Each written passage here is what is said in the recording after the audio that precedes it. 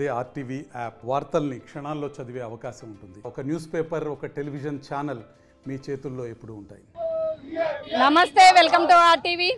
దేశ రక్షణ అనగానే అందరికీ ముందుగా గుర్తు వచ్చేది మన భారతీయ సైనిక దళం, సిఆర్పిఎఫ్ బలగాలు, అలానే ఇండియన్ ఆర్మీ.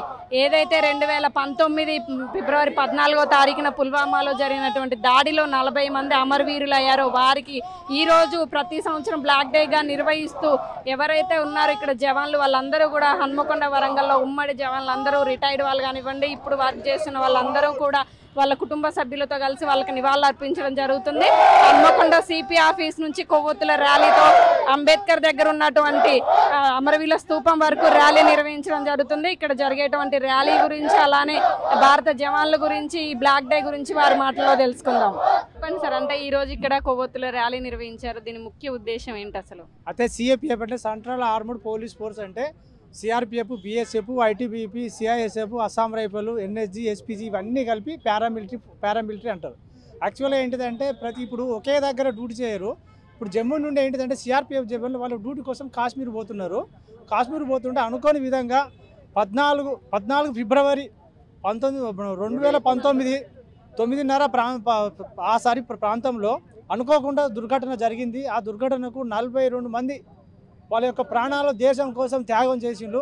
వాళ్ళను మనం జ్ఞాపకం చేసుకోవడానికి ప్రతి సంవత్సరం 14 ఫిబ్రవరి నాడు ఈ యొక్క కార్యక్రమం చేసుకుంటాం. యాక్చువల్గా డ్యూటీ కోసం ఒక చోటు నుండి వేరే చోటుకి వెళ్తూ ఉంటాం.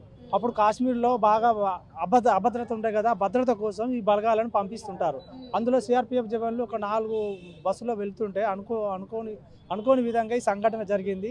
ఈ సంఘటనలో దాదాపు 42 మంది సిఆర్పిఎఫ్ జవాన్లు వాళ్ళ యొక్క అమూల్యమైన ప్రాణాలు దేశం కోసం త్యాగం చేసి నేడు మనం వాళ్ళను జ్ఞాపకం చేసుకోవడానికి ఈ యొక్క కార్యక్రమం చేస్తున్నాము. ప్రతి స్టేట్లో ఈ కార్యక్రమం జరుగుతుంది. అయితే యాక్చువల్గా భారతదేశంలో ఆర్మీ, ఎయిర్ ఫోర్స్, నేవీ తర్వాత CAPF central armed police force అంటే CRPF, BSF, ITBP, SSB, Assam rifle ఇవన్నీ కూడా భారతదేశ బార్డర్లో డ్యూటీ చేస్తున్నాయి. యాక్చువల్గా ఏంటిదంటే ఇప్పుడు సిఆర్పిఎఫ్, బిఎస్ఎఫ్ అంటే ఎవరికి తెలియదు. వాళ్ళు ఏమంటారు, అందరంటే ఆర్మీ అంటారు. ఆర్మీ ఉంది, బిఎస్ఎఫ్ ఉంది, సిఆర్పిఎఫ్ ఉంది, ఐటీబీపీ ఉంది, అస్సాం రైఫిల్, అందరూ ఎవరి డ్యూటీ వాళ్ళు చేస్తూ ఉంటారు. ఇప్పుడు ఆకాశ గమనంలో నేవీ, ఎయిర్ ఫోర్స్ చేస్తారు, మామూలు సముద్రంలో నేవీ చేస్తుంది. ఆర్మీ ఏంటిదంటే భూతాళం అని అంటారు. అయితే సిఆర్పిఎఫ్, ఐటీబీపీ వాళ్ళు సేమ్ ఎట్లనో ఆర్మీ వాళ్ళు ఎట్లా చేస్తున్నారో మన ఐటీబీపీ వాళ్ళు వాళ్ళ యొక్క ప్రాణాలను తెగించి చైనాతో యుద్ధం అయింది. యుద్ధంలో చూసిన చాలామంది మనోళ్ళు చనిపోయారు, మనోళ్ళు తక్కువ చనిపోయారు, వాళ్ళు ఎక్కువ మంది చనిపోయారు. ఈ యొక్క కార్యక్రమాన్ని ప్రతి సంవత్సరం ఇలాగ చేసుకుంటూ వాళ్ళ యొక్క జ్ఞాపకం చేసుకుంటూ ఈ యొక్క కార్యక్రమానికి విచ్చేసిన ప్రతి ఒక్కరికి పేరున ధన్యవాదములు. 9 ఇయర్స్ కాశ్మీర్లో చేశానండి. డిసెంబర్ 15, 1989 కుమారి రోబి అనే గృహమంత్రి ఉండే, ముఫ్తీ మొహమ్మద్ సయ్యద్. ఆ రోజు నుండి ఈ రోజు వరకు కాశ్మీర్ సమస్య అలానే ఉంది. ఆ రోజు నుండి మేము డ్యూటీకి వెళ్ళాము. కాశ్మీర్ అంటే ఎలా ఉందో మాకు కూడా ఆ పీరియడ్లో తెలియదు. అప్పటికి మాకు 3-4 ఇయర్స్ సర్వీస్ అయింది. 1986లో వెళ్ళాము. కాశ్మీర్ ఎలా ఉంటుంది అనేది ఎప్పుడు మనం అనుకోలేదు, పోయాము. ఆ రోజు నుండి ఈ రోజు వరకు కాశ్మీర్లో సమస్య అనేది ఎవరూ పరిష్కారం చేయడం లేదు. వాళ్ళ పిల్లలే కానీ, అక్కడ ఇంజూర్డ్ అయిన వాళ్ళే కానీ, వాటిని స్టేట్ గవర్నమెంటు, సెంట్రల్ గవర్నమెంట్ వచ్చిన వాళ్ళకి పెన్షన్ ఇస్తుంది. ఇంజూర్డ్ అయితే దానికి ఒక లెక్క ఉంటుంది, అది ఇస్తుంది. కానీ స్టేట్ గవర్నమెంట్లో మా ఓటు హక్కు, మా ఫ్యామిలీ ఓటు హక్కు అందరికీ ఇస్తున్నారు, మేము వేస్తున్నాం. దానికి మాకు కావాల్సిన అవగాహన ఏమీ ఇవ్వడం. కరెంటు బిల్లే కానీ, మున్సిపాలిటీ పన్నే కానీ, బెటల్మెంట్ ఛార్జెసే కానీ, ఈ ఫ్రీ బస్సే కానీ ఎలాంటివి లేవండి ఈ రోజు వరకు. ఒక బియ్యం గింజ కూడా సెంట్రల్ గవర్నమెంట్ ఇచ్చిన ఆ పెన్షన్ తప్పించి ఇంకా వేరేది ఏది ఇవ్వడం లేదు స్టేట్ గవర్నమెంట్. మా ఓటు హక్కు మాత్రం మేము వినియోగించుకుంటున్నాం. దాని కారణంగా ఈ సిఏపిఎఫ్ అని హన్మకొండ, వరంగల్ తరఫున మేము నిర్వహించాం. ఒక 3 months అవుతుంది. దీంట్లో ఏంటంటే వచ్చిన వాళ్ళు సైలెంట్గా ఉంటున్నారు. కొందరు ఊర్లో ఉంటున్నారు, కొందరు సిటీలో. వాళ్ళ పిల్లలది ఎట్లున్నది అనేది ఇంతవరకు ఎవరు అడిగేవాళ్ళు లేరు. స్టేట్ గవర్నమెంట్ అడుగుతలేదు, సెంట్రల్ గవర్నమెంట్ అడగడం. దాని కారణంగా వాళ్ళ జ్ఞాపకార్థం ఈరోజు ఈ ర్యాలీ నిర్వహించబడింది. దాంతో అయినా ముందుకు వెళ్ళిపోతుందో, ఢిల్లీకి వెళ్తుందో, హైదరాబాద్కి వెళ్తుందో, దీని ద్వారా అక్కడికి వెళ్ళాలని మేము మనస్ఫూర్తిగా కోరుకుంటాం. 2019లో జమ్మూ కాశ్మీర్లో జరిగిన పుల్వామా దాడిలో దాదాపు 42 మంది పైగా చనిపోవడం జరిగింది. దానికి జ్ఞాపకంగా, దాన్ని గుర్తు చేసుకుంటూ, స్మరణ చేసుకుంటూ ఈరోజు మేము ఈ ర్యాలీ అనేది నిర్వహించడం జరిగింది. ఈ ర్యాలీ అనేది ఇక్కడ ఒక్క దగ్గరే కాకుండా, వరంగల్ జిల్లాలోనే కాకుండా దేశం మొత్తం మీద దీన్ని స్మరించుకొని అసలు ఏం జరిగింది ఈ విషయం, ఎందుకు జరిగింది ఇలా చర్చిస్తే కనీసం అక్కడ చనిపోయిన వాళ్ళ కుటుంబాలు ఏంటిది, వాళ్ళకంటూ ఒక గుర్తింపు, ఇలా ఒక మిలిటరీలో చనిపోయిన వాళ్ళ పిల్లల పరిస్థితి ఇలా ఉంది, వాళ్ళ ఫ్యామిలీల పరిస్థితి ఎలా ఉంది, వాళ్ళకంటూ ఒక సమాజంలో ఒక గుర్తింపు, ఒక అరే వీళ్ళు వాళ్ళకు ఒక రెస్పెక్ట్ అనేది రావాలి, అందరిలో గుర్తింపు అనేది రావాలి. దానికోసమని దానికి చిహ్నంగా దానికి స్మరించుకుంటూ ఈరోజు అనేది ర్యాలీ నిర్వహించడం జరిగింది. ఈరోజు ఇక్కడ చుట్టుపక్కల నుండి చాలా దూరం నుంచి ఒక 50 మంది వరకు సెలవుల్లో ఉన్న వాళ్ళు కానీ లేకపోతే అవైలబుల్గా ఉన్నవారు కానీ వాళ్ళ ఫ్యామిలీలు కానీ కొంతవరకు వచ్చి దీన్ని అటెండ్ చేయడం జరిగింది. దానికి మీరు కూడా ఇక్కడ ఉన్న వాళ్ళు కూడా చాలా సహకరించారు. దానికి మా అందరి తరఫున పేరు పేరున వచ్చిన వాళ్ళందరికీ, మీకు, మీ మీడియా మిత్రులందరికీ చాలా ధన్యవాదాలు తెలియజేసుకుంటూ ఈ కార్యక్రమాన్ని ఇంకా ముందుకు ఇక్కడ ఆపడం కాదు, దీన్ని ఇంకా ముందుకు నడిపించాలని కోరుకుంటున్నాను.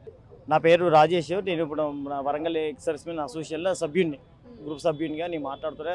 దగ్గర ఇప్పుడు సిఏపిఎఫ్ అంటే central armed police force, paramilitary, కేంద్ర బలగాలు.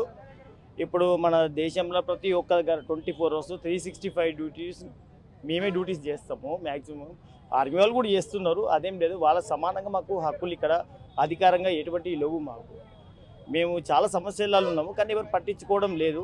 ఆర్మీ అంటే ఒక పేరుతోనే మన ఇప్పుడు అసెంబ్లీలో కానీ ఎక్కడైనా కూడా వాళ్ళు మాట్లాడుతూ ఫెసిలిటీస్ ఇస్తున్నారు, మాకు ఇవ్వడం లేదు. కానీ ఈరోజు ఛత్తీస్గఢ్లో కానీ, జార్ఖండ్లో కానీ, మన కాశ్మీర్లో కానీ, మన ఇప్పుడు భారతదేశంలో ఉన్న మొత్తం బోర్డర్లో ఈ పారామిలిటరీ డ్యూటీ చేస్తుంది. మన తాజ్ మహల్ నుంచి అమర్నాథ్ యాత్ర కానీ, మన కుంభమేళ కానీ ప్రతి ప్లేస్లో పారామిలిటరీ డ్యూటీ చేస్తుంది. మన ఎలక్షన్స్లో కూడా మన కేంద్ర బలగాలని అంటారు. కేంద్ర బలగాల పేర్లు పూర్తిగా ఎవరికి తెలియదు. కేంద్ర బలగాలు అంటే మేము ఏం చేస్తామంటే ఇప్పుడు అక్కడ డ్యూటీ చేస్తున్నామా, 3 డ్యూటీ చేసే దగ్గర ఎలక్షన్స్ అనుడుతోనే ఏం చేస్తాం, ఇద్దరు డ్యూటీ చేస్తారు, ఒకరు వచ్చేస్తారు ఇక్కడికి. అంటే 24 గంటల డ్యూటీ మేము ఇద్దరం చేస్తాం అక్కడ, మాకు డబుల్ డ్యూటీలు పడుతున్నాయి. ఇవన్నీ వీళ్ళందరికీ తెలియదు. కొన్ని సందర్భాలలో మాకు లీవులు కూడా దొరికేవి. చాలా కఠిన పరిస్థితులు ఉంటాము. కానీ మాకు ఎటువంటి సమస్యలు ఇచ్చినా కూడా మన రాష్ట్ర ప్రభుత్వంలో ఒక సైనికులుగా గుర్తించడం లేదు. రెండో విషయం ఏంటంటే ఎంతోమంది జవాన్లు సిఆర్పిఎఫ్ల ఛత్తీస్గఢ్లో కానీ మన కాశ్మీర్లో కానీ చనిపోతున్నారు. ఇద్దరు జవాన్లాగానే మమ్మల్ని కూడా జవాన్లలాగా కూడా ఒక పబ్లిక్లో ఎట్లున్నారో అదేవిధంగా మమ్మల్ని కూడా గమనించి ఇక్కడ ఉన్న ప్రభుత్వం కూడా మాకు ఏంటంటే సహకరించాలి. జవాన్లు అక్కడ బార్డర్లో డ్యూటీ చేస్తారంటే దేశం కోసం మేము చేస్తున్నాం. మరి దేశం కోసం మేము చేస్తున్నప్పుడు మా కుటుంబానికి ఎవరున్నారు? బాధ్యత ప్రభుత్వమే కదా, ఇప్పుడు మన పరిపాలనే కదా, మన రాజకీయ నాయకులు, మన ఇప్పుడు కమిషనరు, మన పోలీస్ డిపార్ట్మెంట్ వీళ్ళే కదా మాకు హెల్ప్ చేయాలి. వీళ్ళకి హెల్ప్ చేస్తే మేము అక్కడ డ్యూటీలు బాగా చేస్తాం. ఇక్కడ మాకు చాలా ట్రబుల్స్ ఉన్నాయి. ల్యాండ్స్ కూడా కబ్జా అవుతున్నాయి. జవాన్లే ఒక ఇల్లు కొనుక్కోలేని పరిస్థితులు ఉన్నాం. 20 ఏళ్ళు 30 ఏళ్ళు ఎన్ని ఏళ్ళు చేస్తాం మేము అక్కడ సర్వీసు? 20 ఏళ్ళు చేస్తాం. 20 ఏళ్ళు చేసినప్పుడు మా శరీరాన్ని అమ్ముకోవాల్సింది అక్కడ. అంటే అటువంటి పరిస్థితులు సిచ్యువేషన్లు అటువంటివి మేము ఎదుర్కొంటాం అక్కడ. మా చాలా కఠిన పరిస్థితులు వదులుకుంటాం. ఇవన్నీ వదిలిపెట్టి ఏంటంటే జవాన్లు అనేది ఏంటంటే సమానంగా సమాజంలో చూసుకుంటా ప్రభుత్వం లేదు పబ్లిక్ ఇచ్చే విధంగానే మాకు కూడా అన్నీ మాకు సహకరించాలి. ప్రభుత్వం మాతో ఉండాలి. ఉంటే మేము కూడా జవాన్లు కూడా అక్కడ డ్యూటీ చేస్తాం, మంచిగా ఆరోగ్యంగా ఉండగలుగుతాం, మా ఫ్యామిలీస్ కూడా సురక్ష ఉందని మేము కోరుకుంటాం. ఈ ఫెసిలిటీస్ మాకు అందజేయాలి ప్రభుత్వం తరఫున. ఎల్గేటి శ్రీనివాస్, వరంగల్ జనరల్ సెక్రటరీ. ఈ పులామా అమరవీరులకు మేడం, పులామా జమ్మూ అండ్ కాశ్మీర్ ఘోరమైన ఉగ్రదాడిగా దీన్ని వర్ణిస్తారు. మొత్తానికి తెలుగు ఫిబ్రవరి 14 2019 రోజున 1000 మందితోని సిఆర్పిఎఫ్ జవాన్లతో జమ్మూ కాశ్మీర్ నుండి వెళ్తున్న కాన్వాయ్ బస్సు, ఆ బస్సుకు జైషే మహమ్మద్ ఆత్మాహుతి బాంబర్ పులామా దగ్గర 100 కిలోల విస్ఫోట పదార్థాలను ఉపయోగించి ఢీకొట్టి దాడి చేశారు. దీనిలో 40 మంది సిఆర్పిఎఫ్ జవాన్లు వీరమరణం చెందారు.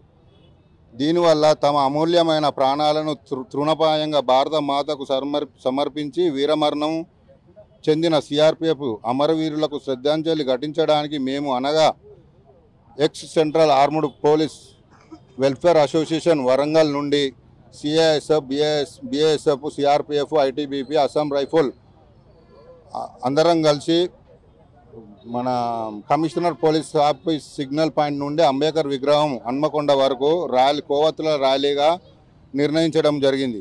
తమ అమూల్యమైన ప్రాణాలను త్యాగం చేసిన జాతి వీరులు జ్ఞాపకార్థం మరియు వారి కుటుంబాలు చేసిన త్యాగాలను స్మరించుకోవడానికి ఈ క్యాండిల్ ర్యాలీలో Telangana X central armed police force welfare association Warangal వారు ఈ క్యాండిల్ ర్యాలీ చేయడం జరిగింది.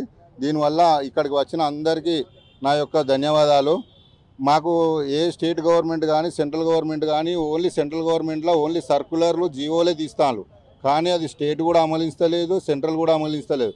కాబట్టిగానే మాకు ఒక తెలంగాణలో ఇప్పటి వరకు మాకు సెంట్రల్ ఆర్మ్డ్ పోలీస్ ఫోర్సు వాళ్లకు ఒకటి మన ఆర్మీ వాళ్ళకు లాగా సైనిక వెల్ఫేర్ బోర్డు తయారు చేస్తే మాకు ఆ సైనిక వెల్ఫేర్ బోర్డు నుండి మాకు అందేటి ఏమన్నా ఉంటే మాత్రం అందుతాయి. కాబట్టిగానే మాది ఒక విజ్ఞప్తి ఏంటంటే మాకు ఒక బోర్డు ఏర్పాటు చేయాలి తెలంగాణలో. Okay madam, thank you. ఈ అవకాశం ఇచ్చినందుకు మీకు ధన్యవాదాలు. విన్నారు కదా, ఏదైతే ఇండియా అనగానే ఆర్మీ అనగానే అందరికీ ఆర్మీ గుర్తొస్తుంది, కానీ దానికంటే ముఖ్యంగా కీలక పాత్ర పోషిస్తున్నటువంటి దేశ సరిహద్దులే కానివ్వండి, కేంద్ర బలగాలు అంటారు, కానీ సిఆర్పిఎఫ్ అనగానే వీళ్ళు కీలక పాత్ర పోషిస్తూ ఉంటారు. వీళ్ళు రిటైర్డ్ అయిన తర్వాత వీళ్ళకి ఇచ్చేటువంటి భూములు ఏవైతే ఉంటాయో వాటిని కూడా కబ్జా చేస్తున్నారు. మాకు అందాల్సినటువంటి ఫెసిలిటీస్ కూడా మాకు అందట్లేదు. రాష్ట్ర ప్రభుత్వం కానీ కేంద్ర ప్రభుత్వం కానీ మమ్మల్ని గుర్తించాలి, మాకంటూ కొన్ని సౌకర్యాలు ఉంటాయి, మాకు కల్పించాలి. మేము ఇబ్బందులు పడుతున్నాం, దేశ రక్షణ కోసం ప్రాణాలను సైతం త్యాగం చేసే మేము మమ్మల్ని ఎవరు పట్టించుకోవట్లేదు. మాకు కూడా ఇక్కడికి సంబంధించి ఒక బోర్డు అనేది ఏర్పాటు చేయాలి, దాని ద్వారా మాకు అందుతాయంటూ చెప్పడం జరుగుతుంది. ఇలాంటి మరిన్ని వార్తలను మీ ముందుకు తీసుకొస్తుంది మీ RTV ఓటు స్టూడియో. మరిన్ని వీడియోస్ కోసం ఛానల్ ని సబ్స్క్రైబ్ చేయండి, లేటెస్ట్ అప్డేట్స్ కోసం వాట్సాప్ ఛానల్ ని ఫాలో చేయండి, అండ్ లింక్ డిస్క్రిప్షన్ లో ఉంది.